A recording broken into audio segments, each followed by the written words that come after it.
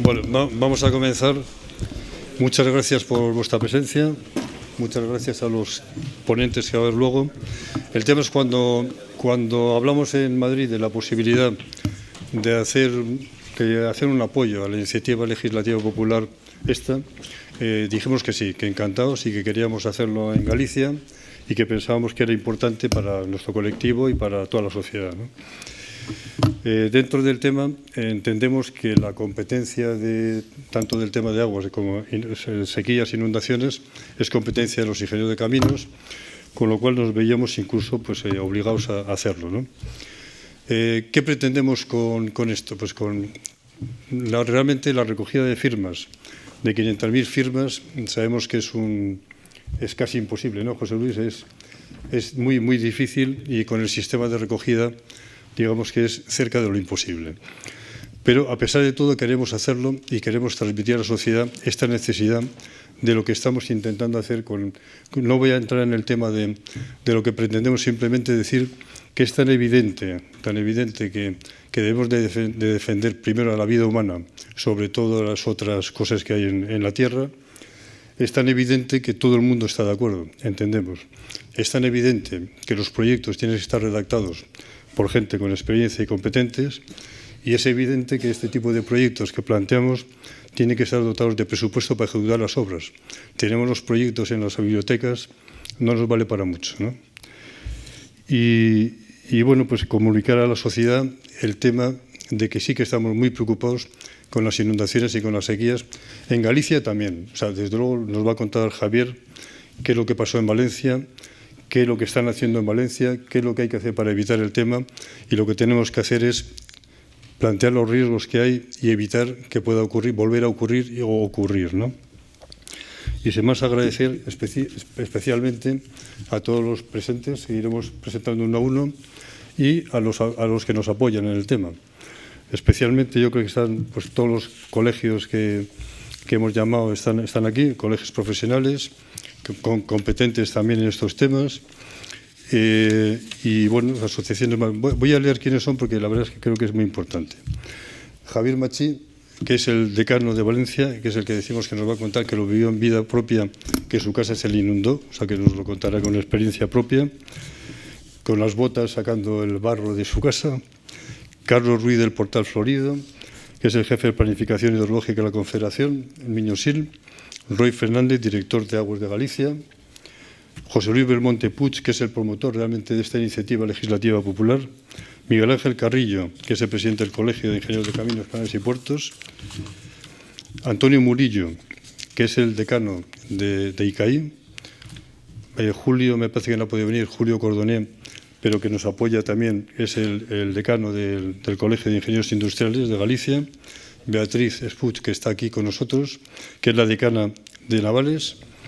Luciano González Alfaya, decano de los arquitectos del Colegio Oficial de Arquitectos de Galicia. Javier Alonso Seoane, presidente de la Asociación de Clústeres de las Empresas de Ingeniería Consultoría. Diego Vázquez Reino, presidente de Galicia Construye, Clúster de la Industria de la Construcción de Galicia y otras muchas cosas.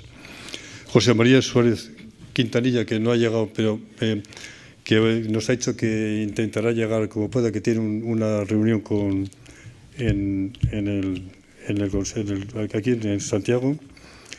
Y Luis Ramírez, que es el director de la Escuela de Caminos. O sea, muchas gracias a todos y vamos a empezar entonces con las palabras de Javier Machín.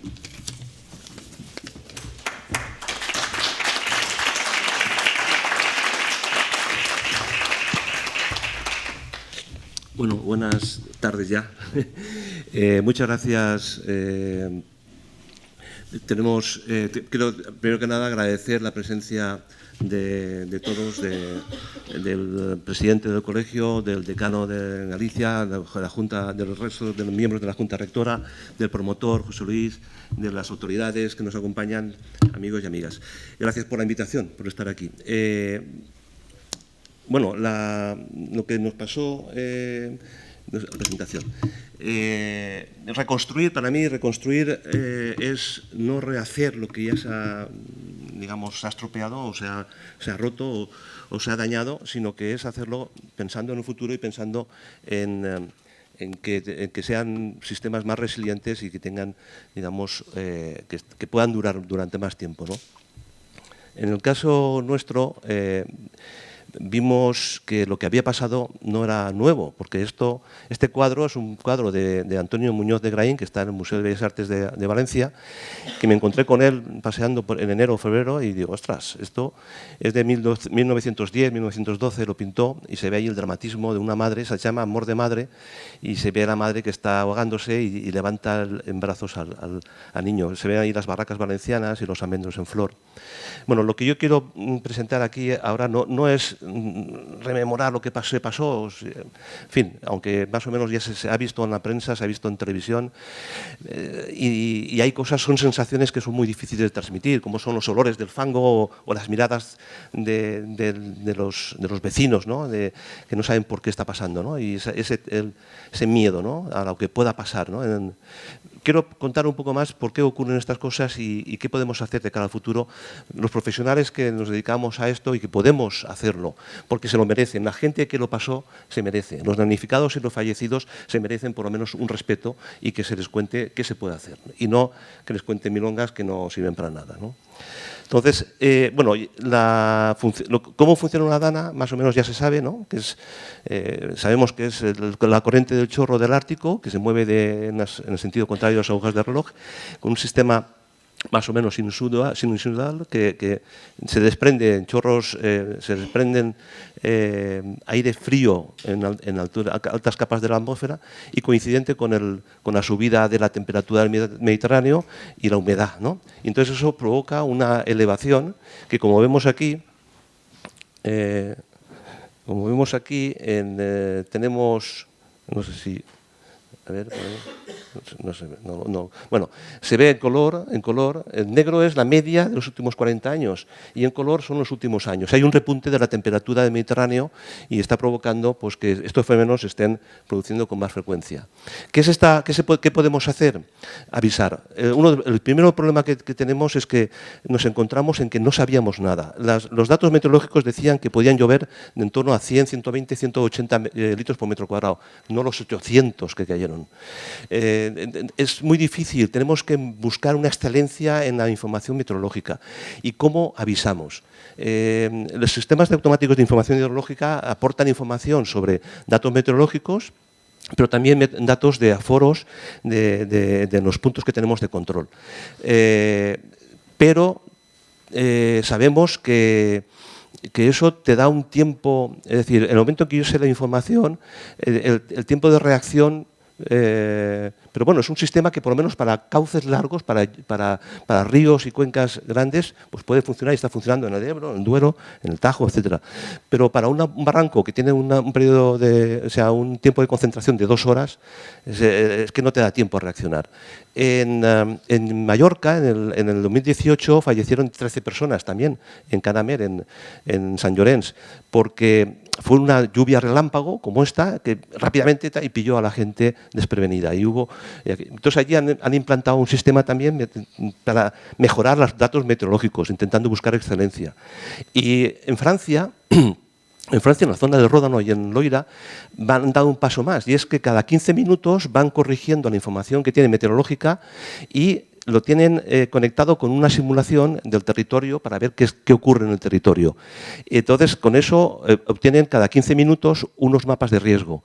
Y esos mapas de riesgo los van suministrando a las autoridades y al pertinentes, ¿no? de la gestión de riesgo.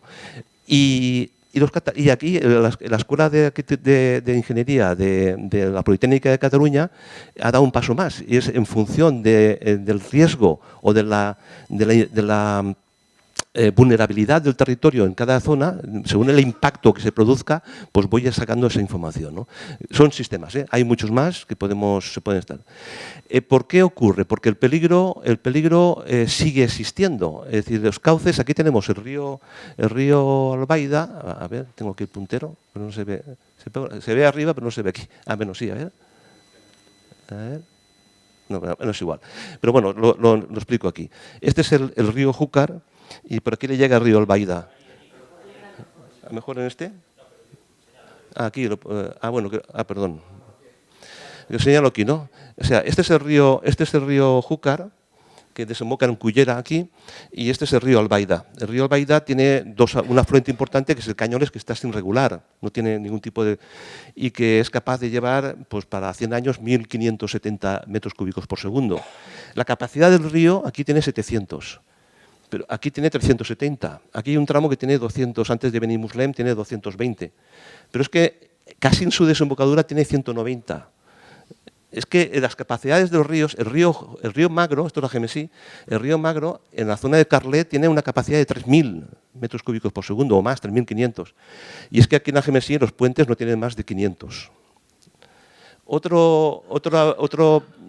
Algo que provoca también riesgo es la configuración geomorfológica del territorio, los conos aluviales. Aquí vemos, por ejemplo, que estamos plagados, todo el Mediterráneo está plagado de conos aluviales en los que el río cuando desborda el agua no vuelve a su cauce, se va y a veces tiene más riesgo una persona que vive 1 kilómetro más lejos del río que la que está justo pegada al río, porque el agua, ¿qué es lo que pasó en la Rambla del Pollo, en la residencia de ancianos que se vio en televisión, que fallecieron 6 personas porque no pudieron subirlos todos a la planta de arriba? Les pilló y están a 1 kilómetro casi de la Rambla.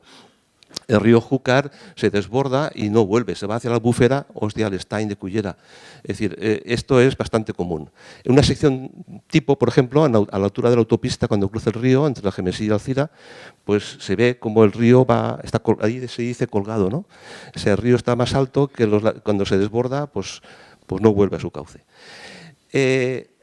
Y aquí, esto es lo que comentaba, por ejemplo, entre Picaña y Paiporta, se desbordó por aquí y pilló pues, la gente desprevenida. Esto está hecho pensando simplemente en lo que son las acequias y los azarbes de riego que nuestros mayores hacían, pues más o menos el agua ha seguido la dirección de flujo que nuestros mayores ya nos decían por dónde iba, o sea que no es una sorpresa. Por aquí, en el año 57, cuando ya también pasó algo muy parecido a esto que ha pasado, se desbordó por aquí y entonces Catarroja, por ejemplo, que teníamos allí, yo estuve trabajando 3 años, el señor, en una planta baja, el dueño nos decía que allí en el 57 había llegado hasta el techo, en el año 57. Y en el año 57 no es como estaba aquí. En el año 57 era mucho más, luego lo veremos, la población era muy inferior. Esto es el proceso de cómo se produce eso que decíamos. Aquí vemos como el río Magro va bajando, esto es la Gemesí, esto es la Alcudia, esto es Guadassuar, esto es Albalat, Riola, Pureñá. Los barrancos van llegando, el río Júcar viene también. En esta hipótesis está todo al mismo tiempo. Vemos, esto es lo que ha pasado, pero esto gracias a que el Tous retuvo 30 hectómetros cúbicos, gracias a que Tous retuvo 30 hectómetros cúbicos de Júcar, no nos pasó lo que podía haber pasado aquí, un desastre todavía mucho peor, ¿no? Sobre todo en Alcira y Carcaixent. La presa de Tous estuvo ayudando a que la catástrofe no fuera peor. Pero vemos que el Gemesí prácticamente se libra, se inunda la parte baja y poco más. Y luego todo esto pues, con menos volumen, pero es más o menos lo que ha pasado. Esto es lo que era en el año 56 la comarca de Horta Sud, donde hasta la zona cero, ¿no? Esta es la Rambla del Pollo, y aquí tiene su barranco. Esta es la Rambla de Orteta. Bueno, entonces, estos eran los cascos urbanos que existían en aquel momento. Aquí es lo que digo yo, que entró hasta la planta baja, hasta la parte de arriba, en el año 57. Y la pista de silla llegaba hasta aquí. No estaba todavía, no había, solamente estaba el ferrocarril, no había nada más. Y el camino real que se dice ahí, que es un puentecito, no había casi nada. Esto es lo que hay ahora. Es decir, la presión urbanística ha sido bárbara.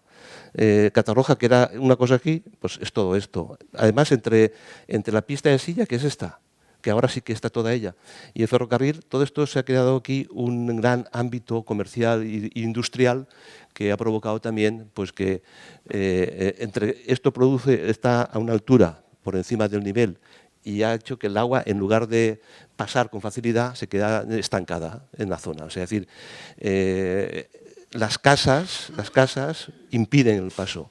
Y a eso se añaden también los coches, aunque le dan mucha importancia a los coches, pero yo creo que las casas son mucho más han perjudicado bastante más. Y también las infraestructuras lineales. Esta es la pista de silla, este es el ferrocarril, el Camino Real, esta carretera nueva, este es el AVE que va por ahí, otras carreteras nuevas que no existían en el año 57. Con lo cual, la Rambla del Pollo pues, tiene que pedir permiso para poder pasar porque lo pasa muy mal. El cauce nuevo, el río Turia, es este de aquí, que es el que ha tenido un papel muy importante también, porque gracias a él Valencia se ha librado. Este es el caso de Algemesí. En Algemesí, también comparando cómo era en el año 47, el cauce antiguo era este, en 1804 se hizo este nuevo y luego en 1953 se tapó y se hizo un parque aquí. En el 83 dijeron, oye, pues para poder entrar vamos a facilitar, y se hizo un paso inferior aquí justamente por donde estaba el paso del río. Y ha sido uno de los puntos por donde ha entrado en estos momentos el agua, que luego como contaré. Bueno, ¿y cómo atacamos esto? Es decir, el peligro está, la vulnerabilidad la hemos creado y ahora, ¿qué podemos hacer? Pues esta es la presa de Forata. La presa de Forata está aquí, está en medio de... Tiene por encima, el 67% de su cuenca está por encima, solo ocupa 230 hectáreas, es decir, un 2,19% de la superficie que está más arriba. No sé qué impacto ambiental tiene eso, pero ocupa un 2,19%. Y ella sola ha conseguido retener el 34% del volumen, del caudal que le llegaba. Es decir, del volumen del agua que llovió, que le llegaba al embalse. Es decir, 100 hectómetros o más, un 30 y tanto, sí, 100 hectómetros cúbicos le llegaba más o menos y soltó 70. Entonces, digamos, 30 hectómetros cúbicos consiguió retener, o 30 y tantos, ¿no? Estamos hablando de que está sola. Es que no tiene nada más, no tiene ayuda por ningún sitio.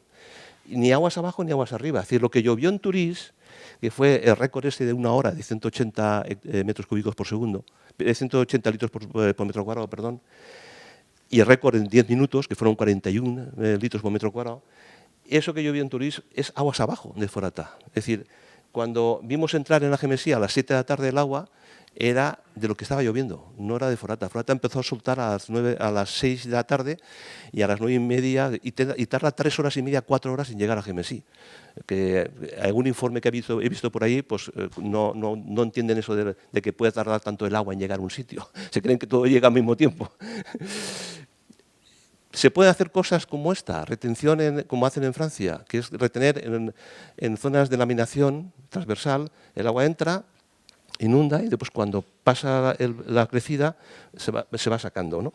Con unos diques de protección como este que existe y una serie de elementos de ayuda, de bombeos y tal, pero de una forma racional y que no haga daño. O, por ejemplo, en Montpellier, que tienen aquí un vertedero de... ¿Qué pasa? ¿Que es de hormigón? ¿Y qué? Pero salva vidas, ¿no?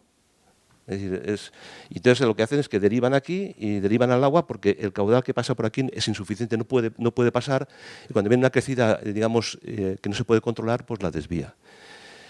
O, por ejemplo, aquí en Marsillac, en el río Vidurle también se desborda con mucha frecuencia. Entonces se hace un muro de protección por aquí, un dique, que no les gusta, quieren llamar mota porque son de tierra, eso se lo lleva, a la primera se lo lleva.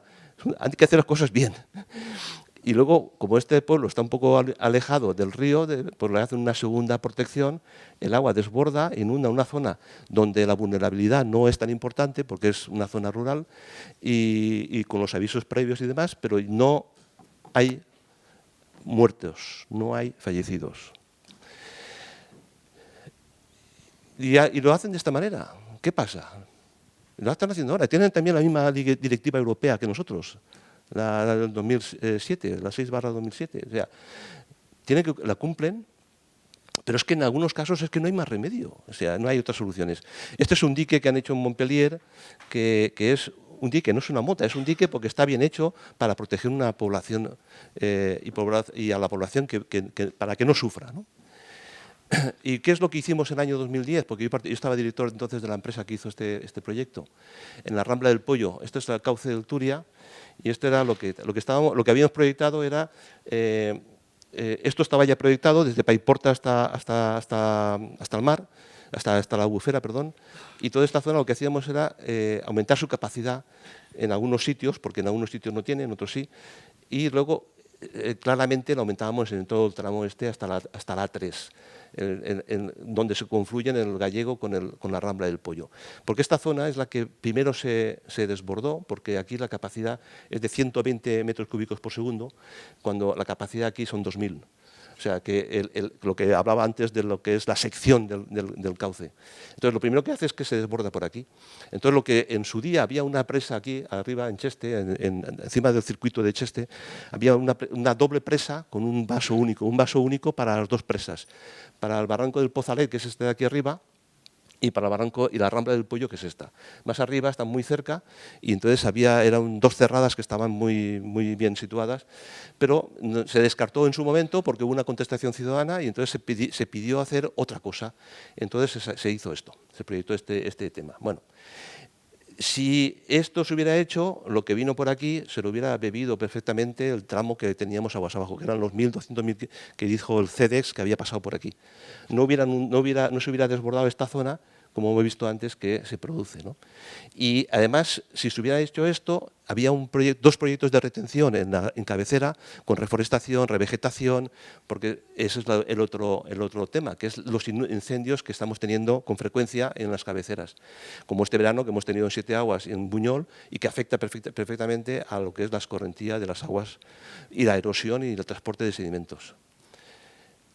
Esto es lo que el CEDEX está planteando. El lunes van a hacer la presentación oficial en la Escuela de Caminos de Valencia, y lo que ellos han planteado precisamente es más o menos lo mismo, es decir, una derivación de la Rambla del Pollo, una derivación de la Rambla del Barranco de la Saleta al río Turia, mejorando las conexiones y mejorando también incluso el encaucamiento del Turia, zonas de retención como esta, ampliación de cauce. Es decir, estudiar los tres niveles. Lo ideal sería, si pudiéramos, es tener cauces para periodos de retorno, que es un dato estadístico, pero que como somos casi todos ingenieros, pues de 100 años, lo que no quepa en retenerlo en presas o elementos de laminación en el transcurso del cauce, o derivar como se ha hecho aquí, ¿no?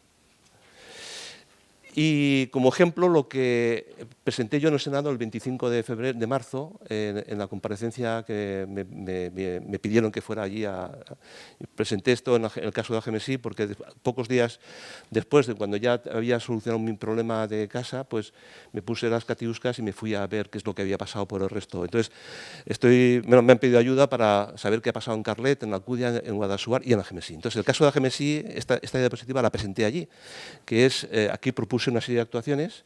Esta ya la había propuesto antes, en el 2022, en un estudio para reducción de riesgos de la ribera del Júcar, pero esto es curioso porque han hecho, en obras de emergencia, han contratado a SACIR, que es una empresa constructora, para que hiciera la protección esta. Entonces esto lo puso en una simulación, que es esta. Solamente sin contar los puentes y sin contar la ampliación del río. Esto es antes, y esto solamente con la mota, o sea, con la protección de lateral, para proteger la ciudad, y elevar el muro. No me modifican el puente que hay aquí, ni modifican los otros puentes. Por eso sale por aquí muy poco, son 20 metros cúbicos por segundo, 25, que van rellenando poco a poco. Pero esto en marrón es lo que pasó. Esto en marrón es lo que pasó en Algemesí. Yo vivo por aquí, entonces a mí me pilló pues ayudar también, porque nos quedamos aislados. Se cortó la carretera que une con Algemesí con Almusafes, con Alcira, con Guadassuar, con la Balada Ribera, y entre todos tuvimos que hacer frente a la situación. Las obras hidráulicas salvan vidas. Y bueno, y otra componente, y con esto cierro, es la cultura del riesgo. Es decir, la gente tiene que saber que está viviendo en zonas con riesgo. El que está viviendo en el volcán de Stromboli y vive allí, tiene sus casas, sabe que en cualquier momento aquello se va a poner en marcha y por tanto está jugándose la vida y lo tiene que saber. Pero las personas que viven ahí tienen derecho a tener la información de que están viviendo en una zona que tiene riesgo. Y se les tiene que decir, oiga, usted tiene que, en el caso de que pase esto, pase aquello, tiene planes familiares de emergencia, planes de empresas de emergencia. No poner los centros, las zonas de policía, de ayuda, de auxilio, como pasa en bomberos que están en zonas inundables. Es decir, tiene que haber una conciencia ciudadana, tiene que haber una gobernanza, de manera que las obras hidráulicas que se hagan estén, digamos, coordinadas y que los distintos organismos trabajen conjuntamente para poderlo hacer, cosa que es cada vez más difícil que ocurra. Y tiene que haber, pues, una ordenación del territorio, como hemos visto, que influye de forma decisiva en el comportamiento de la vulnerabilidad de las personas que viven allí. Y nada más, yo creo que con eso ya termino.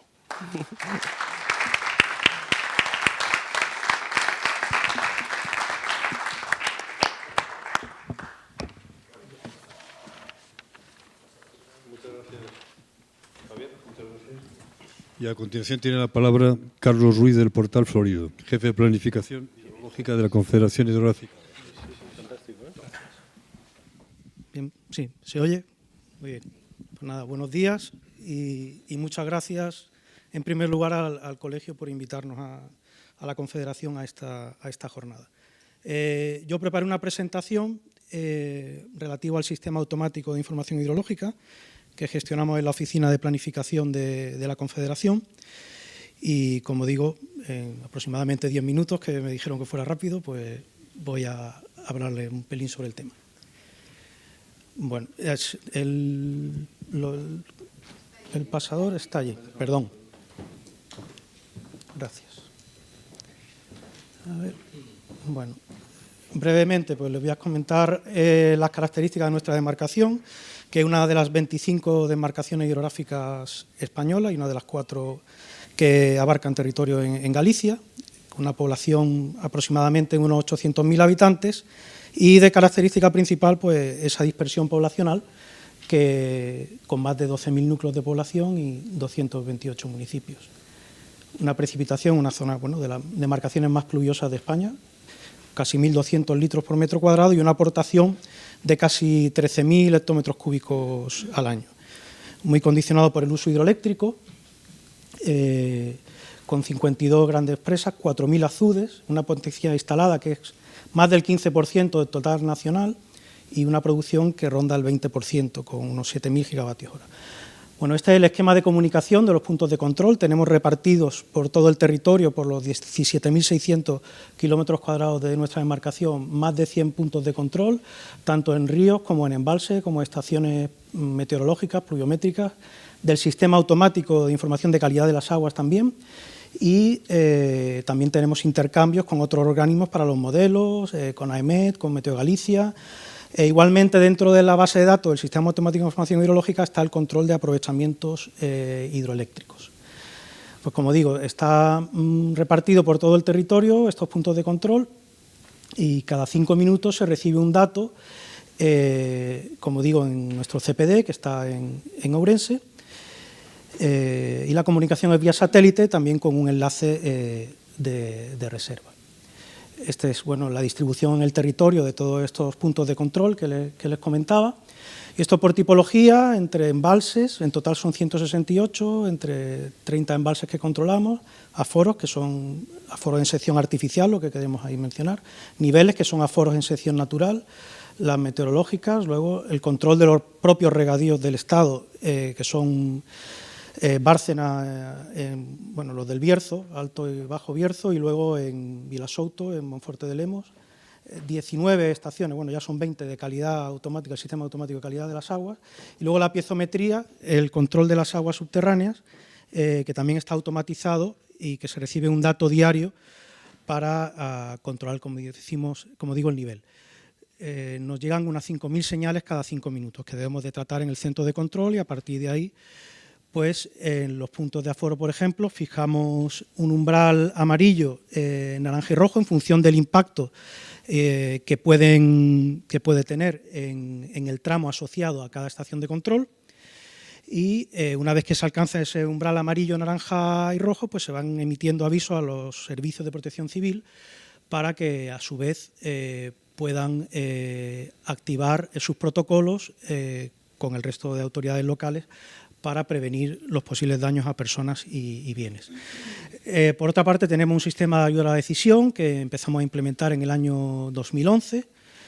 El sistema que tenemos actualmente, que está basado en el modelo EC-HMS, que en principio daba un pronóstico a 3 días a partir de los datos de la Agencia Estatal de Meteorología. Ahora mismo lo que utilizamos son los datos del modelo del Centro Europeo, y podemos obtener un hidrograma, como se ve en esta figura, pues a 6 días. Aquí tenemos el hidrograma de la lluvia observada, aquí la prevista, en rojo la modelización con la lluvia observada, en verde el caudal que realmente está circulando, es decir, el caudal observado, y en naranja amarillo el hidrograma previsto. Todo esto, bueno, pues se va calibrando y mejorando cada año, pasando ya de ser un modelo en principio determinista ya a empezar a hacer pronósticos probabilísticos. Resumiendo, pues a partir de los datos que nos facilita el modelo meteorológico, alimentamos el modelo hidrológico, obtenemos ese hidrograma a 6 días, que a su vez va a alimentar unos modelos hidráulicos que nos permiten conocer sobre el territorio cuál va a ser la extensión de esa inundación. En principio es automático el paso del modelo meteorológico al modelo hidrológico, y luego tenemos calculadas las extensiones de inundación para periodo de retorno desde 2 hasta 500 años. Eso en principio. Ahora, como veremos, estamos desarrollando otro sistema en el que este paso del hidrológico al hidráulico pues, se hace de una manera automática, ¿no? El modelo es un modelo semidistribuido, realmente son 6 modelos en 100 puntos de control en los 6 sistemas de explotación en los que se divide el territorio de la demarcación. Bueno, aquí está el esquema del modelo del EC-HMS, son 6 modelos, como digo, interconectados, a partir de los cuales obtenemos esos hidrogramas que antes les he mostrado. Este, por ejemplo, es de un evento en el año de diciembre de 2019, que ha sido el más importante, la crecida más importante que hemos tenido en la demarcación, desde la del año 2000. En el año 2000 no existía todavía nuestro sistema automático de información hidrológica, que se implementó en el año 2008. El modelo, como digo, funciona en modo continuo y se lanza cada 3 horas, ¿no? Cada 3 horas podemos obtener este hidrograma a 6 días vista. A partir de esos datos, pues elaboramos informes pues para ver en qué puntos de control se pueden superar esos umbrales que previamente hemos determinado y que en función de cada situación también se van ajustando. Pues luego también tratamos con los servicios de protección civil, pues bueno, pues este umbral quizá habría que bajarlo un poco o habría que subirlo un pelín porque, bueno, o se ha producido más impacto o menos del esperado, ¿no? Pero bueno, en estas situaciones, como siempre, es mejor siempre avisar. Estos son ejemplos de desempeño del modelo. Como decía, en verde es el hidrograma realmente observado con la lluvia realmente observada, en rojo es la modelización con la lluvia observada y en amarillo el modelo con la lluvia prevista. Esto, por ejemplo, el río Parga en Guitiriz. Les voy a mostrar varios ejemplos de desempeño de un evento, como digo, en diciembre de 2019. Pues también la incertidumbre que tienen estos modelos, cada 3 horas, como digo, se lanza un pronóstico, también puede cambiar la predicción meteorológica, lo cual añade también algo de incertidumbre al modelo hidrológico, además de la propia que ya pueda tener. Bueno, pues para el día 19-20 se esperaba a primera hora una punta que rondaría los 100 metros cúbicos por segundo, y bueno, la punta efectivamente se produjo ese día, pero fue un poco más prolongada de lo que se preveía. Pero bueno, sirvió para realizar, yo creo que el aviso correctamente. Luego el río Miño en Lugo, por ejemplo, se estaba en ese momento, el modelo estaba infravalorando realmente el valor del caudal que estaba circulando. Se esperaba que se alcanzara el umbral del nivel naranja el día 20, con un caudal aproximado de 600 metros cúbicos por segundo. Bueno, realmente casi se alcanzaron esos 600 metros cúbicos por segundo, aunque el modelo siguió infravalorando un poco el valor de realmente se produjo. También hay que tener en cuenta, como digo, la posible variación de las predicciones meteorológicas, que últimamente la verdad que son bastante cambiantes, y a lo mejor el resultado que te da un modelo a las 3 horas pues te puede variar bastante, ¿no? Es muy importante tenerlo muy bien calibrado. Y luego el Miño en Ourense, que el día 17 se esperaban unos 3.500 metros cúbicos por segundo, se alcanzará el nivel rojo, que quedaba a 1 metro aproximadamente de la Nacional 120, como digo, con la previsión del día 17, alcanzar esos 3.500 metros cúbicos por segundo, que efectivamente se alcanzaron, con una punta no tan pronunciada, más prolongada, pero bueno, creo que aquí el modelo pues se comportó bien. Bueno, estas son las imágenes de Ourense de aquel día, de diciembre, esto yo creo que fue el día 20 de diciembre del año 19.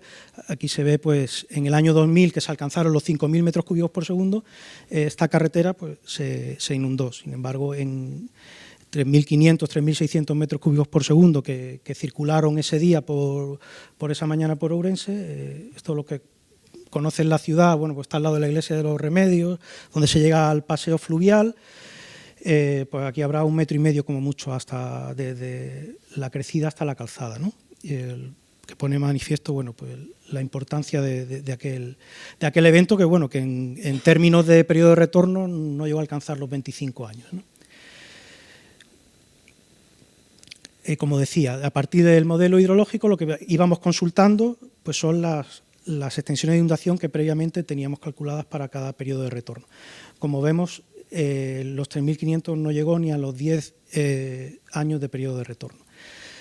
El sistema que estamos desarrollando ahora con fondos europeos en colaboración con la Universidad de Vigo, lo hemos denominado MIDAS, y está basado también en el uso del modelo hidrológico del ECHMS y el modelo hidráulico del IBER, de forma que podamos obtener pues, todos los días una extensión de la inundación en el territorio en función del caudal que el propio hidrograma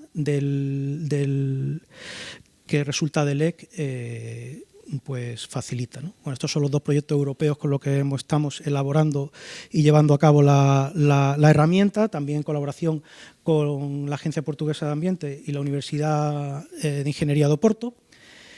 Bueno, pues, también esta sería el interfaz que ahora mismo manejamos dentro de la Confederación para el uso de estos modelos, y bueno, y se dan pues todos los tipos de mapas de peligrosidad y riesgo pues necesarios para estas situaciones, ¿no?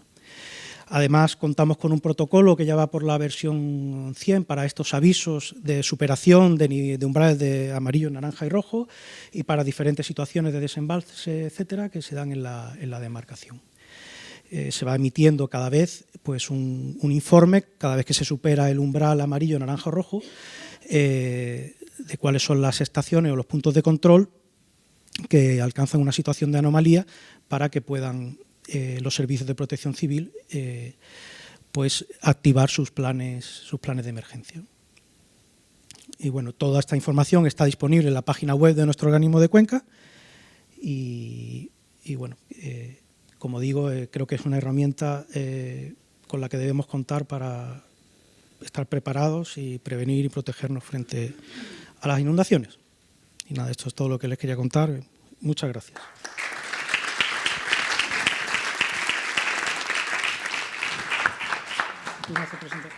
Muchas gracias, Carlos. Ahora tiene la palabra Roy Fernández Fañón, director general de Aguas de Galicia. Vale. Yo, como sabía que iba detrás de Carlos, por no continuar con herramientas y demás, me voy a apoyar solo en la palabra, ¿no? Yo creo que hoy, hablando de una iniciativa legislativa popular, yo creo que es más un tema de debate y comentar... ¿Así? Vale. Y comentar más cuáles son las ideas que están detrás. Pero para nosotros lo más importante yo creo que son los otros factores que se están comentando aquí, y fue lo que me llamó a adherirme desde el primer momento que Enrique me trasladaba la iniciativa, que es que las personas tienen que estar por encima de todo lo demás, ¿no? Vuelvo a repetir, Aguas de Galicia tenía la herramienta, Aguas de Galicia al final se encuentra con el 70% de la población concentrada en ese 44% de territorio, con lo cual los riesgos a bienes y personas digamos que están más enfatizados, y al final no deja de ser el gestor del dominio público hidráulico, pero todos esos ríos fluyen por territorios. Aquí está el Colegio de Arquitectos también, sobre el que se va cada vez urbanizando más y a veces de manera no del todo ordenada. en la que nos vamos a encontrar con que el río es natural y se desborda, pero a las personas hay que seguir protegiéndolas. No sé si acaba quedando claro del todo cuáles son las competencias de cada uno, porque la cultura que mencionábamos antes del riesgo parece que a veces no acaba de existir del todo. Yo pongo de ejemplo lo que nos pasó últimamente a raíz de la Dana, o sea, todo el trabajo que Aguas de Galicia había hecho durante años y años, analizando de nuestros 20.000 kilómetros de río, esos 550, algo más, de zonas de riesgo 4, trasladando alternativas de soluciones a los ayuntamientos, salvo honrosas excepciones de ayuntamientos como Carballo y alguno más, con proyectos que, bueno, Juan Ignacio ahora no anda por aquí, pero estaba, y que se han ido lanzando, quedaban en agua de borrajas. Pasa la Dana, de repente a mí me llaman y me dicen, oye, eso que veníais hablando estos últimos meses, concretad. Pero empezamos a concretar. Una de las medidas, que es que todo el mundo sepa dónde vive y a qué riesgos está sometido, y que la anterior consellera, Ethel, había materializado en algo tan sencillo como poner un cartelito en el que aparecen las fotos de algo que ocurrió antes y que esperamos que no vuelva a ocurrir, pero va a volver a ocurrir, que todo el mundo sea consciente y cómo adoptar esas medidas. En uno de los ayuntamientos, al que le teníamos que pedir incluso permiso para colocar esos carteles, porque al final son competencias municipales, colocamos ese cartelito y a la semana siguiente nos llega una queja diciendo que hay vecinos que están disconformes porque sus viviendas o sus terrenos están perdiendo valor. Y eso, después de que nos hayamos vuelto un poco más locos aquí, después de la Dana, pensando en que nos podía pasar, pero al mes ya nos estamos quejando de que eso no es así, ¿no? Entonces, nosotros, por un lado, tenemos que seguir apostando por esa cultura, formación en colegios, traslado de cuál es la realidad. Vivimos sobre ríos, estamos ocupando zonas que naturalmente no deberían estar ocupadas, pero es así, y creemos que todos tienen que ser conscientes. ¿Cómo se consigue aún así el balance entre lo que se debe hacer y no se debe hacer?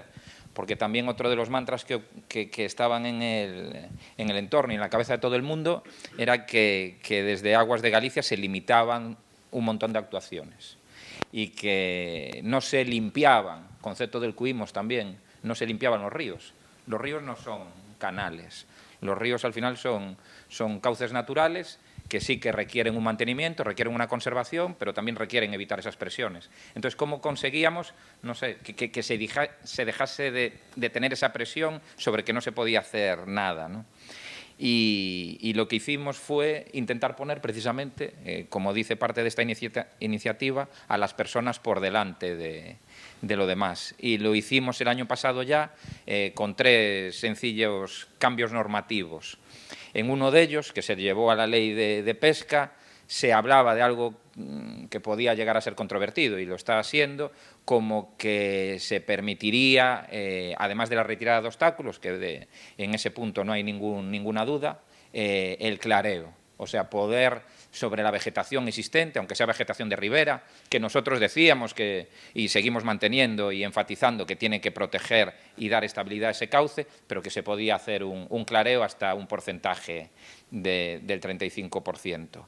Pero llevamos otro cambio, además, que era recordar que la zona de servidumbre tiene su funcionalidad, porque cada vez que hay alguna necesidad, ahora está pasando en materia de incendios, nos encontramos con que esa zona no cumple con la función para que está establecida porque está ocupada. Entonces, llevamos una modificación a nuestra ley de aguas, a la ley autonómica, en la que lo que incluimos fue que si el titular del terreno, es un terreno privado, evidentemente, no ejerce las acciones que tiene que hacer para mantener ese tránsito expedito, pues que podía ser el organismo de Cuenca de manera subsidiaria, algo también controvertido. Pero voy al último punto, al que me parece más interesante. Cuando se ve que lo natural no se da controlado y hacen falta actuaciones, evidentemente, y como me decía el presidente, de tantas cosas, pero de nuestros constructores, que las obras salvan vidas, eso es así. Cada vez que queremos acometer una actuación, nos vemos ahora con un acervo legislativo tan amplio, cada vez más complejo, que cuando muchos de los que están aquí, que hay muchos de los compañeros de Aguas de Galicia, aquí nos encontramos con tantas trabas que cuando queremos actuar parece que se nos pasa el tiempo encima y la gente sigue sufriendo. Estamos desplegando actuaciones pequeñitas, pero con tanto impacto. Está aquí Roberto, en la zona de Neda, que venían de sufrir hacía 2 años unas inundaciones en las que, bueno, llegó a 1,40 m en alguna casa el agua, con personas mayores, con dificultad de movilidad y demás, y cada vez que existía un fenómeno de precipitación previsto, sufrían, pues agradecieron que pudiéramos empezar a hacer alguna actuación intentando agilizar de alguna manera. Y llevamos ese cambio a que cuando se detectase en esas zonas de riesgo una necesidad por ese riesgo a las personas o a los bienes, pudiésemos prescindir con carácter previo de todos esos permisos y solicitudes de autorizaciones que nos llevaban a otros aspectos que también son controvertidos, que a veces se tenga que proteger pues un elemento, como puede ser un azud. Antes, bueno, no sé cuántos poníais, pero 4.000 vosotros. Pues Aguas de Galicia, no sé, Roberto, si tú te sabes el número, Teresa, yo no me lo sé, pero inventarios de obstáculos a demoler hay muchos, seguro. Entonces, ¿qué queríamos? Una herramienta que nos permitiese, llegado el momento, poder actuar. Lo vamos a hacer ahora por primera vez, esa declaración de interés superior, vamos, para poder prescindir de toda esa tramitación y llegar a ese resultado cuanto antes, porque si no es muy complejo. Con lo cual, la parte de ponerle a las personas por delante yo creo que es incuestionable. De cómo lo vamos a hacer, yo creo que eso es lo más complicado, porque al final siempre que va a haber un montón de intereses a ponderar. Después lo que nos vamos a encontrar en esta iniciativa, para mí la parte más compleja, son todos los presupuestos o todas las previsiones de necesidades presupuestarias que aparecen en los planes hidrológicos. Al final, ir a un parlamento y dar datos de ejecución de un plan hidrológico cuando todo lo que aparece en ese plan multimillonario, 1000-millonario de cada uno de los organismos de cuenca que hay, son actuaciones que tienen que acometer diferentes administraciones, pues es complejo, porque al final el organismo de cuenca gestiona el dominio público, el organismo de cuenca puede intentar captar fondos para hacer actuaciones que mejoren el riesgo ante inundaciones, pero lo que no va a poder es acometer pues todas esas obras de paso de diferentes administraciones, sea una administración ferroviaria o de carreteras que nos inundan el territorio y sobre las que habría que actuar porque su periodo de retorno es de 10 años en vez de ser ni siquiera de los 100 que comentábamos antes, ¿no? Para cuanto más, cuando esas actuaciones que más vidas pueden salvar se van a concentrar en territorios tan presionados como puede ser pues una ciudad como Vigo, Villagarcía o Coruña o de las grandes ciudades que tenemos aquí, en la que va a entrar muy mucho cuál es el coste de ese territorio que pretendes liberar. Nosotros estamos apostando también por esas áreas de inundación controlada, en la que aguas arriba intenta reducir ese flujo que acaba llegando a las zonas más pobladas, pero ¿qué nos estamos encontrando? Nos estamos encontrando reticencias para todas esas actuaciones, ¿no? Entonces, en resumen, yo creo que la iniciativa está perfectamente planteada, lo que pasa es que vamos a tener que trabajar mucho para poder conseguir que se materialice, sobre todo, todas esas inversiones que además de un acercamiento de fondos ingente, lo vamos a tener que hacer con fondos que tienen que salir de algún lugar. Me viene ahora a la cabeza también una visita que hicimos este año y un proyecto que nos pareció muy interesante y a pesar del esfuerzo que nos suponía, decidimos adherirnos, liderado por el Ministerio de Gestión del Riesgo e Infraestructuras, que así le llaman en Holanda, porque al final viven bajo el agua, y ellos me enseñaban un canal derivado, como el que vimos ahí, del Rin, y parecía un chiste, ¿no? Pero ellos decían, ¿y vosotros con qué hacéis estas obras? Fondos europeos. Nosotros los hacemos con fondo propio. No, claro, yo sí tengo Rotterdam, el puerto de Rotterdam al lado, y cada tonelada de mercancía que se mueve me aporta, soy capaz de permitirme actuaciones también de ese importe. Pero lo que nos vamos a encontrar, y me voy ya a ceñir al marco que conocemos más cercano y el competencial que tenemos, que es Galicia, con la mitad de los núcleos poblacionales en las que las necesidades están ahí, por todos esos 30.000 kilómetros en toda Galicia que acabamos teniendo de ríos, y sobre todo con esas ciudades en las que ahora ya no solo son los ríos y sus desembocaduras, sino que nos estamos encontrando también con ese nivel del mar que antes comentábamos Paco y yo también, que está influyendo. Nosotros estamos planteando soluciones que estamos intentando reformular porque los niveles de las mareas nos influyen muchísimo. ¿Cómo vamos a conseguir todos esos fondos para adaptarnos a tanta población que no sé si está dispuesto también a pagar lo que cuesta con toda esta evolución meteorológica vivir donde estamos viviendo? Porque lo cierto es que nos está pasando cosas como que esta semana pasada, este viernes, levantamos la prealerta de sequía de un montón de zonas. Y estamos hablando de 21, era el viernes, 21 de noviembre. Y Meteogalicia nos da un informe diciendo que hubo en muchos sitios 100 días de no lluvia, pero que la realidad es que estamos un 1% con respecto al año pasado y un 4% con respecto a la media decenal de más precipitación que el año anterior. Y estamos levantando la prealerta de sequía y la alerta en algún lugar a 21 de noviembre, con lo cual los fenómenos van a ser cada vez más irregulares. Y lo que vivimos antes no nos va a dar garantías de cómo podamos adaptarnos ahora, ¿no?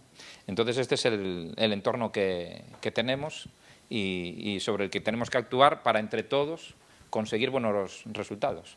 Vale, muy bien.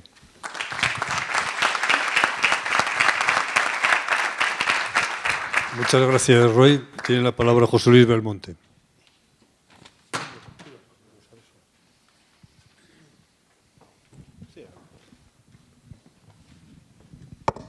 Hola, buenos días.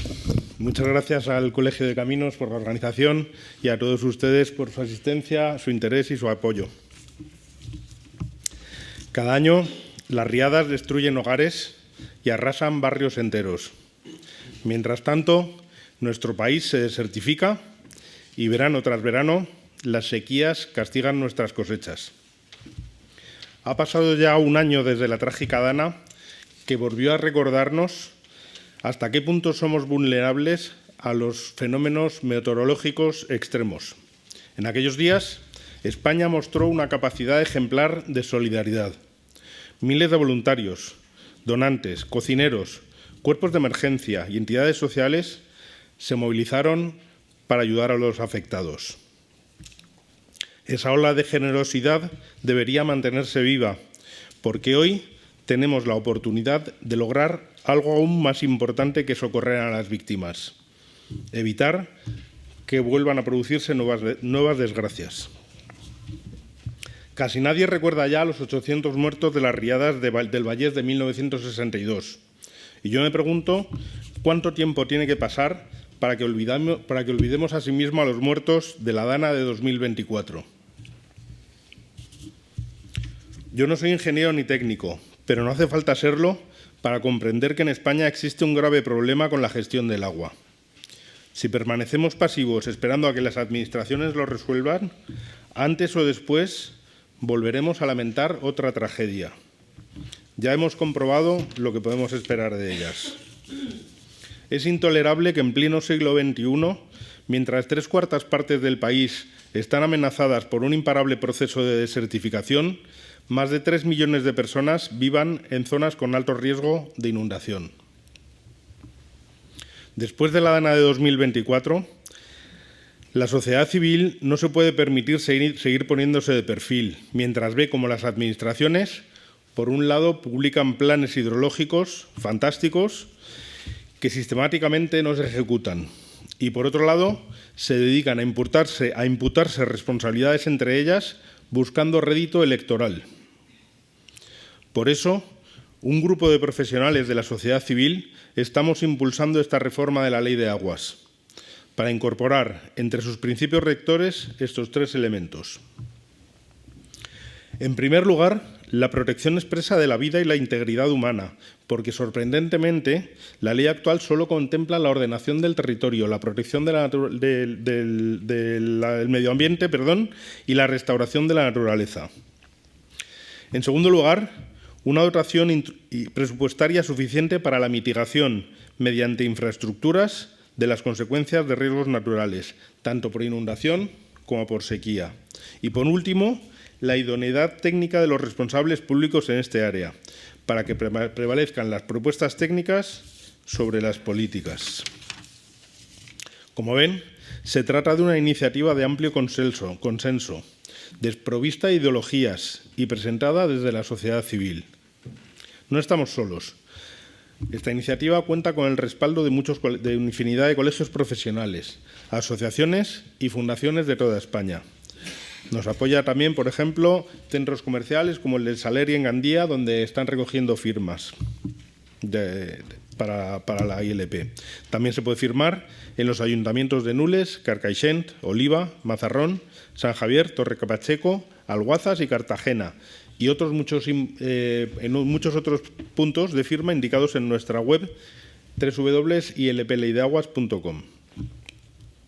Llegados a este punto, debo ser muy claro. Esta iniciativa no saldrá adelante sin la total implicación de la sociedad civil. No hay detrás partidos políticos, empresas ni grupos de interés que la impulsen. Somos simples ciudadanos comprometidos, sin presupuestos para campañas publicitarias y dependemos únicamente del compromiso de cada uno de ustedes. En 5 meses solamente hemos conseguido reunir unas 6.500 firmas y necesitamos llegar a 500.000 antes del 20 de mayo de 2026. Que nadie piense que otros lo van a sacar adelante. Solo será posible con la implicación de todos. Necesitamos que miles de personas den un paso al frente y recojan firmas en su entorno, hagan suya esta causa y la conviertan en un clamor popular. Solicitamos también el apoyo de medios de comunicación, de empresas comprometidas que nos ayuden con la imprescindible campaña en redes sociales que precisamos, y de todos aquellos que quieran dejar a sus hijos un país más seguro, más próspero y más humano. Sería fundamental que algún líder de opinión o figura pública apadrinara esta iniciativa. Si conocen alguno, no dejen, por favor, de pedírselo. Es imprescindible que la sociedad entera se movilice firmando esta iniciativa legislativa popular para llevar al Parlamento una modificación tan sencilla, tan de sentido común, tan independiente y tan desprovista de ideología e intereses partidistas y empresariales. Precisamente por esto, creemos que una vez recabado el apoyo necesario, ningún grupo político podrá retratarse en contra de ella. Les invito a visitar nuestra web www.ilpleydeaguas.com, donde podrán firmar, solicitar pliegos de firmas y ponerse en contacto con nosotros para organizar campañas de recogida de firmas. Antes decía Enrique que es prácticamente imposible conseguir las firmas en el periodo que tenemos asignado. Yo diría que sí, que es prácticamente imposible si seguimos haciendo lo que venimos haciendo. Tenemos que conseguir cambiar la inercia que llevamos, pues lo que digo, con algún Juan Roch, algún cantante, líderes de opinión importantes que apadrinen esto y lo promuevan. El agua es vida, pero sin infraestructuras la destruye. Sería espantoso que la próxima gran riada o sequía nos recuerde que tuvimos la oportunidad de cambiar las cosas y la dejamos pasar. El momento de actuar es ahora. Muchas gracias.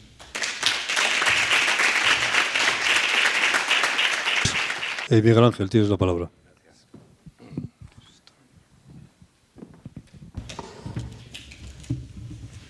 Buenos días. Desde luego, quiero agradecer en primer lugar al director de Aguas de Galicia y al jefe de la Planificación Hidrológica de la Confederación Hidrográfica, el mío Silvo, que que hayáis querido participar en este acto, lo cual de luego nos reconforta. Y como no, agradecer a mi querido decano de Galicia, de la demarcación de Galicia, el que haya organizado este evento tan estupendo con tantos compañeros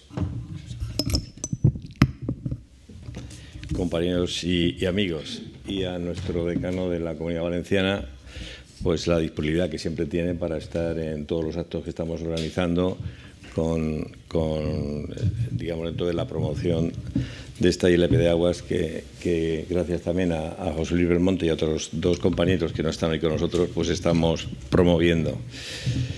Bueno, muchas gracias a todos los que nos habéis apoyado, los que venís aquí a hacer un poco testimonio de que estáis en sintonía con lo que aquí pedimos. Aquí muchas gracias a todos y me da una satisfacción especial tener al director de la Escuela de A Coruña de Caminos, del que ya le he comentado mis ganas de estar por allí, por esa escuela, y poder hablar con todos los profesores y alumnos.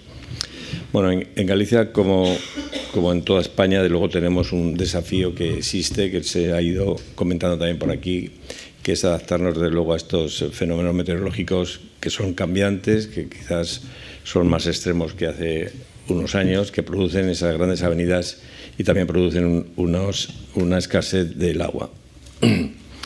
La verdad es que con este elevado grado de potencial que tiene la ingeniería española, y van a permitirme que yo hable específicamente de la ingeniería de caminos, canales y puertos, es inadmisible, y lo digo con todo mi sentimiento, que pueda volver a ocurrir un desastre humano, económico y material como el que se produjo especialmente en la Comunidad Valenciana hace ahora un año. Insistimos siempre en la urgente necesidad de ejecutar las infraestructuras hidráulicas ya planificadas en las distintas cuencas para reducir los riesgos de inundación y adaptarnos al cambio climático. Es imprescindible, desde luego, anticipar la ejecución de las obras de restauración y conservación del dominio público hidráulico, de regulación de avenidas y de laminación de cauces, y actualizar los estudios de seguridad de presas, muchas de ellas ya con más de 50 años de antigüedad. La dilatación de estos procesos de reconstrucción y la falta de calendarios precisos en las actuaciones previstas incrementan sin duda el riesgo de nuevas tragedias ante futuras danas.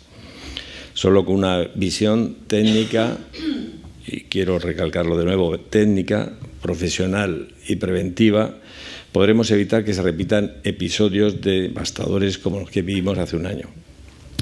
Cuando ocurrió esa tragedia, desde el Colegio, de luego, nos pusimos en marcha para, en primer lugar, ponernos a disposición de las administraciones, y volvimos a reclamar un pacto de Estado que garantizase la ejecución de las inversiones previstas en las infraestructuras hidráulicas y especialmente en el corredor mediterráneo.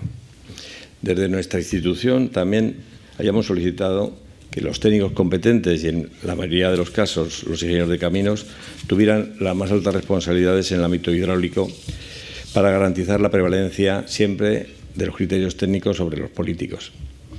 Por eso, desde el Colegio también veníamos solicitando una revisión de la actual Ley de Aguas que trasladamos a distintas instancias administrativas y políticas. Lamentablemente, esas peticiones pues no fueron atendidas, y por ese motivo la Junta de Gobierno de nuestra institución, que integra, como sabéis, a más de 25.000 colegiados, apoya esta iniciativa legislativa popular de modificación de la Ley de Aguas que promovió inicialmente José Luis Belmonte, que está aquí con nosotros. Entendemos que es el momento de activar este mecanismo de democracia directa previsto en la Constitución española, que es la iniciativa legislativa popular. Es el momento de que los ciudadanos demos un paso firme al frente para garantizar con nuestra firma la modificación de la Ley de Aguas y preservar la vida humana. Es el momento de que prevalezca la ciencia y la técnica y la razón frente a la ideología y la política. Entendemos que ahora es el momento de la sociedad civil. Aquí en Galicia, con grandes diferencias respecto a la costa mediterránea, también se conocen las consecuencias de los fenómenos meteorológicos. Estas últimas semanas hemos estado viendo, leyendo, que va a haber riesgos de inundaciones. El Ministerio para la Transición Ecológica y el reto demográfico publicó concretamente que hay un mapa de zonas inundables que advierte de inundaciones en 10 años en la zona de la Ría del Ferrol.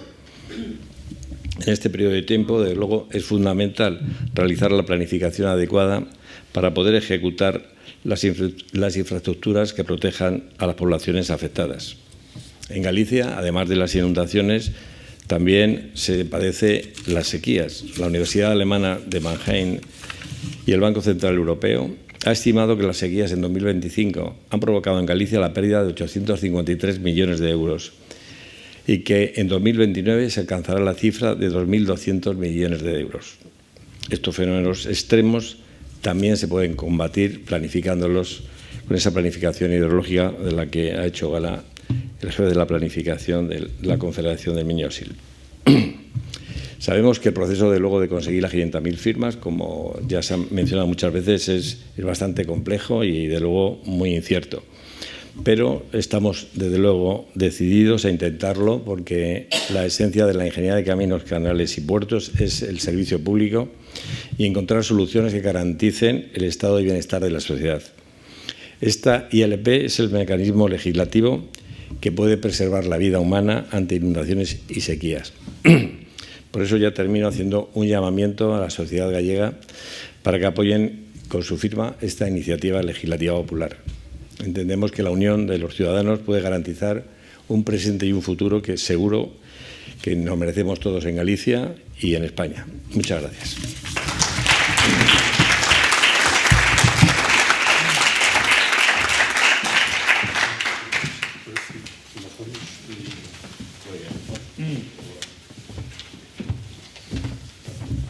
Si os parece, sería bueno que los que habéis apoyado el tema, si queréis decir algunas palabras, que vayáis subiendo, voy nombrando. Si alguien no quiere, hagamos el que quiera. En primer lugar estaría Antonio Murillo. ¿Te apetece decir algún comentario, algo, Antonio? Os voy a ir nombrando por orden de los que habéis aparecido.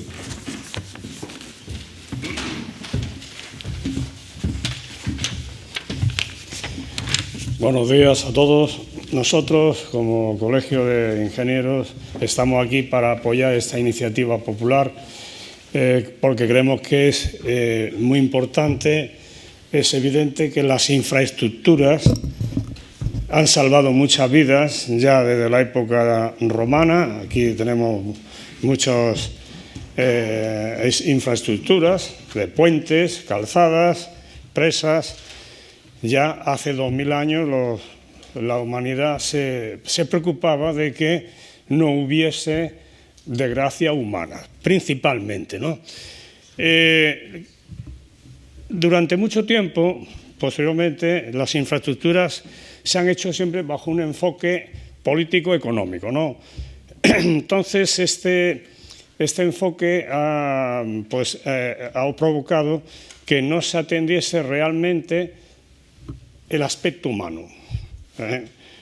Hoy en día, bueno, pues no existe un consenso entre los técnicos y tal sobre el tema de la sostenibilidad y digamos, el aspecto social, ¿no? Una infraestructura sostenible tiene que ser buena para el aspecto humano. Es decir, el hombre debe estar siempre por delante de cuestiones como ecología, que también, pero a veces nos enfocamos más en un sentido que en otro, ¿no? Por lo tanto, estas infraestructuras deben enfocarse ajustándose al contexto local, al contexto social y, sobre todo, preferencias desde el punto de vista humanas, ¿no? Que es lo que ha ocurrido en Valencia, pues es una tragedia enorme que se podía haber evitado con unas infraestructuras, como bien ha explicado aquí pues el decano de Valencia, ¿no? Por lo tanto, nosotros estamos en este tema apoyando esta iniciativa popular con todo nuestro ánimo y voluntad. Muchas gracias.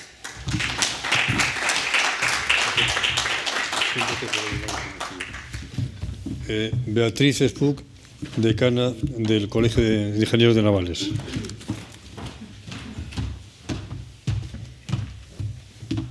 Buenos días a todos. Bueno, yo me voy a representar porque soy decana recientemente, desde hace 2 semanas, y entonces quiero agradecer a Enrique que me haya invitado y que espero que haya muchísimas más jornadas en las que pueda participar con vosotros. Muchas gracias. Bueno, quiero agradecer también al colegio que haya organizado esta jornada para difundir esta iniciativa legislativa popular de la Ley de Aguas, que tal y como se han dicho los anteriores ponentes, pues queda claro y queda reflejado que las infraestructuras hidráulicas deben ser planificadas y gestionadas desde el punto meramente técnico y que al final todo tiene que ser con el fin de proteger las personas y los bienes, ¿no? Ya que estoy aquí, me gustaría en este contexto defender el papel de los colegios profesionales, porque no solo somos una asociación profesional sectorial que promovemos, defendemos y difundimos nuestra profesión, sino también queda latente que debemos ser pues, organismos consultivos para la Administración, para que desde nuestro papel y nuestro conocimiento podamos proveer de soluciones que aporten beneficios a la sociedad. ¿Vale? Muchas gracias. A continuación, Luciano González Alfaya, decano de los arquitectos de Galicia. Bueno, buenos días. La razón por la que hoy estamos aquí como Colegio de Arquitectos era fundamentalmente por eso que decíais antes de la necesidad de establecer pactos. Yo creo que arquitectos e ingenieros juntos no solemos estar en muchas cosas y esto merecía la ocasión, merecía mostrar públicamente que esto ultrapasa algo disciplinar o una competencia propia de los ingenieros, una necesidad de desarrollar esta iniciativa por un problema concreto en Valencia. Yo creo que esto es una iniciativa legislativa popular como esta, tiene todo el sentido si se hace de una manera colectiva. Y más cuando se explica que entre esos 3 puntos, que me parecen tan obvios, que lo parece extraño es que sea necesario avanzar en una iniciativa legislativa popular, porque ya para qué necesitamos 500.000 de firmas. Realmente, oye, con mostrarle algunas firmas y ver la obviedad de lo que se propone, podríamos buscar otros canales para llevarlo adelante. Pero especialmente esta reivindicación que he hablado muchas veces con Enrique sobre la toma de decisiones desde lo técnico y no lo político, creo que tiene que empezar a calar más en la sociedad. Estamos llegando a un momento en el que progresivamente las decisiones políticas están acaparando toda la toma de decisiones en la ordenación del territorio, en políticas de vivienda, en políticas, digamos, hidráulicas, hasta el punto que cada vez nuestra voz parece que está siendo menor. Creo que llegó el momento de alzar la voz en este sentido. Nosotros no queremos, no podemos seguir permitiendo. En Galicia, por primera vez en esta legislatura, ha desaparecido una Consellería de Urbanismo y Ordenación del Territorio. Por primera vez ha desaparecido ese nombre para hablar de política y planificación de infraestructuras. Creo que es necesario reivindicar ese urbanismo en general, esa ordenación del territorio que, como decía uno de los ponentes, teníamos que empezar a planificar previamente, si no siempre tenemos que tener soluciones a posteriori o soluciones cuando los problemas ya existen. Tenemos una oportunidad de hacerlo y para tomar la palabra o coger la petición expresa de poder dar un pasito más, yo me comprometo, si no lo hace a través de la propia presidencia del Consejo, a llevarlo al Consejo Superior del Colegio de Arquitectos de España para que al menos elevemos esto y como asunto de consejeros se pueda pedir el apoyo de todos los colegios a esta iniciativa legislativa que me parece más allá que otra cosa totalmente obvia y necesaria. Muchísimas gracias.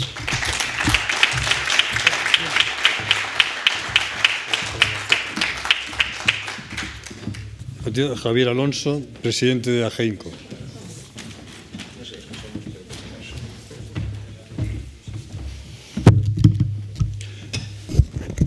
Bueno, ante todo, Creo que desde nuestro clúster de ingeniería, desde luego, teníamos que estar apoyando a esta iniciativa simplemente por una cosa, por raciocinio. O sea, cualquier persona que tenga dos dedos de frente debería apoyar y debería estar aquí hoy, simplemente por eso. De todas maneras, yo simplemente quiero hacer un par de reflexiones que considero importantes dentro de este ámbito. Lo primero, que la humanidad es una especie que quizás merezca ser protegida. A pesar de que estamos mirando hacia otros lados, la humanidad también es una especie y también está dentro de la naturaleza. Y por otra parte, si no hay una inversión adecuada en infraestructuras y en obras que hay que hacer urgentemente, esto se va a repetir. Tenemos que luchar todos para que esto no pase. Para rematar, digamos, yo creo que hay una frase que para mí es fundamental, que lo llevo repitiendo en mi cabeza desde que pasó el tema de Dana, quizás un poco exagerada, pero creo que ya es el momento que nuestro colectivo dé un paso hacia adelante y seamos menos cómodos y digamos las incomodidades. Y es que de nada vale tener la mejor herramienta si se la das a un mono. Simplemente eso. Gracias a todos.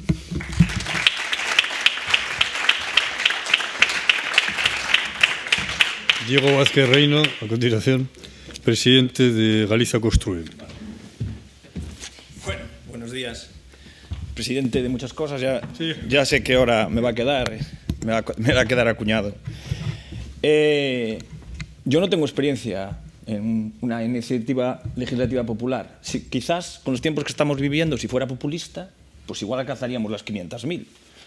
O igual algún actor que le da por hacer esas defensas de causas, pues esta me parece que sería una que tiene mucho sentido, ¿no? En todo caso, yo en mi doble vertiente, evidentemente, aquí estoy como presidente del clúster, pero tengo una empresa familiar que además tiene en una de sus áreas pues, el trabajar y hacer construcciones en el ámbito del ciclo del agua. Y es algo que además a mí particularmente me gusta mucho, pero es verdad, y Roy, de esto lo hemos hablado, Teresa, los políticos, los municipios, la obra en general, la sociedad, la obra hidráulica tiene poca venta. Tiene poca venta, es verdad, preferimos la plaza, es verdad, la gente demanda o prefiere elegir otro camino. Y cuando estas cuestiones no debían ser objeto de debate. Estas cuestiones, cuando empezamos a hablar de crear nuevas infraestructuras, ahora en el ámbito de las telecomunicaciones, en el ámbito de la tecnología, y no pensamos en reparar las cosas que se han hecho mal. En eso no pensamos, nadie lo piensa. Y es verdad, lo vemos cada día en nuestra profesión. Y yo creo que había que dedicar esa parte. Como es una cuestión de inversora y, como digo, decisión de invertir, habéis dicho, miles de millones en ese tipo de obras, ahí es donde veo el cuello de botella. Ese es el problema que veo en este sentido. En todo caso, como representando al clúster y con la idea que sabéis que tengo, que he querido crear en el clúster de manera horizontal un sitio de encuentro donde estamos en Galicia todos los actores de la cadena de valor y en donde están todos los colegios. Y uno de nuestros colegios hace una iniciativa y aquí estamos para apoyarla. Y eso creo que debe ser lo que debemos hacer todos, apoyándonos mutuamente. Yo creo en eso profundamente.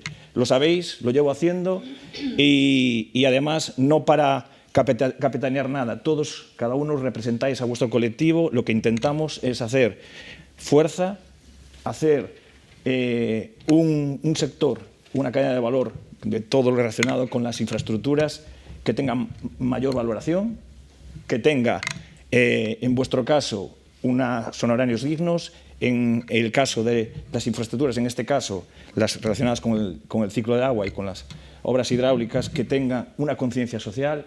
Yo también me comprometo a moverlo en nuestras asociaciones, en nuestro clúster y todas las entidades que están representadas, aportando nuestro grano de arena.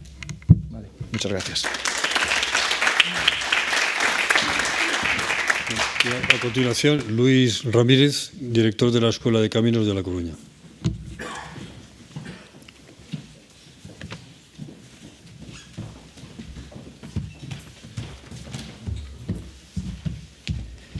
Hola, ¿qué tal? Muchas gracias al colegio por esta jornada, que me ha parecido muy interesante, a los ponentes por al final lo que nos habéis mostrado, a José Luis por la iniciativa, que la verdad que como los anteriores apoyos han mencionado, ¿no? A veces algo tan obvio cuesta entender cómo no está ya presente, ¿no? en la ley de aguas. Yo creo que desde la ingeniería debemos dar respuesta también a este tipo de situaciones. Se ha visto, a veces la ingeniería de caminos se puede entender como una ingeniería un poco invisible hacia la sociedad, y solo cuando ocurren desgracias como la que hemos sufrido en Valencia, pues salen a relucir, oye, había este problema o había este plan y no se hizo, no se acometió. Yo creo que eso no debe de ocurrir. O sea, se ha visto en la presentación de Javier que al final con una pequeña actuación se podrían haber salvado vidas seguramente, ¿no? Y eso yo creo que hay que ponerlo en manifiesto en la sociedad, ¿no? Tenemos que poner en valor las profesiones, que los técnicos, como bien dice la iniciativa, puedan decidir y tomar esas decisiones. Entonces, desde la escuela, pues mostramos todo el apoyo a esta iniciativa. Estamos también recogiendo firmas, y en lo que podamos ayudar a difundirla, contad con nosotros, ¿vale? Muchas gracias.